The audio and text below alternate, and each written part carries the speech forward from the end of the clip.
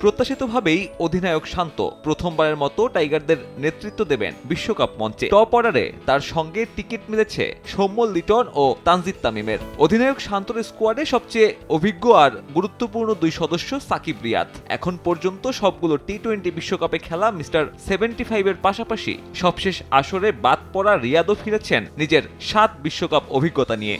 বিশ্বমঞ্চে লাল সবুজের জার্সিতে প্রথমবারের মতো প্রতিনিধিত্বের অপেক্ষায় তিনজন ক্রিকেটার। জাকের রিশাদের সঙ্গে শেষ মুহূর্তে দলে ঢোকা তানভীর ইসলাম। আর টি-20 বিশ্বকাপ অভিজ্ঞতার হিসেব টানলে সংখ্যাটা দ্বিগুণ। তানজিদ তামিম, তানজিব সাকিবের পাশাপাশি যুব বিশ্বকাপ জয়ী আরেক ক্রিকেটার তাওহিদ হৃদয়ের জন্যও এটাই প্রথম। বোলিং ইউনিটে অভিজ্ঞ মোস্তাফিজের সঙ্গী শরীফুল ইসলাম। এছাড়া গত বিশ্বকাপে বাদ পড়া বোলিং অলরাউন্ডার শেখ মেহেদী এবার ফিরেছেন মূল বিশ্বকাপ দলে। তাসকিনের চোটের কারণে পেস বোলিং ইউনিট এখন কিছুটা নড়বড়ে হলেও তাকে সহ অধিনায়ক করে মার্কিন যুক্তরাষ্ট্রে যাচ্ছে টাইগাররা।